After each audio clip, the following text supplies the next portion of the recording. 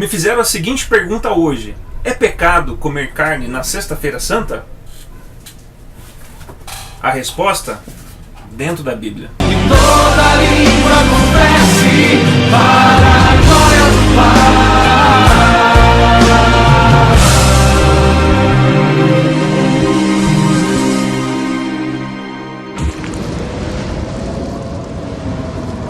Então veja, as pessoas elas incorporam tantos costumes religiosos que elas ficam incapazes de identificar o que é de Deus e o que não é de Deus. Vamos lá, livro de São Marcos capítulo 7, versículo 7, diz assim: Quando deixou o povo e entrou em casa, os seus discípulos perguntaram-lhe acerca da parábola. Respondeu-lhes: Sois também vós assim ignorantes? Não compreendeis que tudo que de fora entra no homem não pode tornar impuro? Porque não lhe entra no coração, mas vai ao ventre, dali segue a sua lei natural. Assim ele declarava puro todos os alimentos e acrescentava: Ora, o que sai do homem, isso é que mancha o homem. Porque é do interior do coração dos homens que procedem os maus pensamentos, devassidades, roubos, assassinatos, adultérios, cobiças, perversidades, fraudes, desonestidade, inveja, difamações, orgulho e insensatez.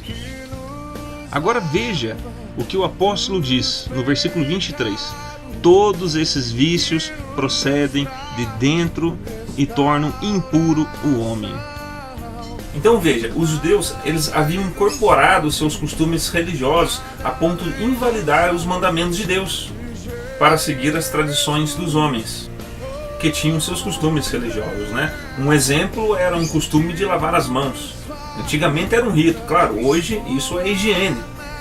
Então veja, as pessoas elas incorporam tantos costumes religiosos que elas ficam incapazes de identificar o que é de Deus e o que não é de Deus. Quer um exemplo? Você evita comer algum alimento em alguma data específica pela sua religião? Saiba que a doutrina dos apóstolos ela não dá restrições sobre os alimentos que Deus nos deu, que Deus nos abençoou, pois esses alimentos são recebidos como ação de graças pelos que creem e conhecem a verdade. Pois tudo que Deus criou é bom e nada deve ser negado ou rejeitado. Pois se o alimento é devido à ação de graças, pois então ele é santificado pela palavra de Deus e pela oração. E você? Incorporou alguma tradição ou algum costume religioso que fez com que a palavra de Jesus anulasse seu mandamento?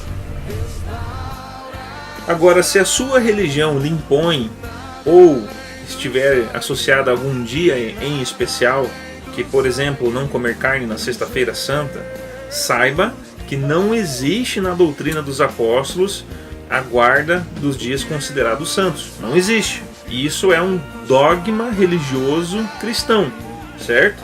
Sabe quem tinha esses costumes? Eram os judeus da igreja da Galácia. E sim, eles eram influenciados pelo judaísmo, pela cultura daquele tempo.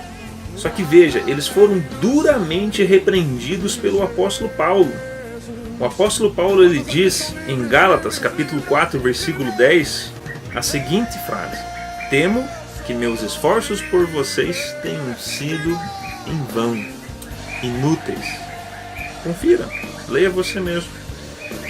Agora outro detalhe, se você ler as cartas dos apóstolos, que são dirigidas às igrejas que edificaram seus templos apenas pela localização geográfica, você também verá que os costumes de colocar nomes em igrejas ou em grupos religiosos, tipo a placa Igreja X, Igreja Y, é outra tradição, é outro costume inventado por homens. Ou também como chamar um edifício, né, um edifício, algo que foi construído pelo homem de igreja. Exemplos como colocar uma torre, ou um grande sino, colocar um altar, uma grande cruz no topo.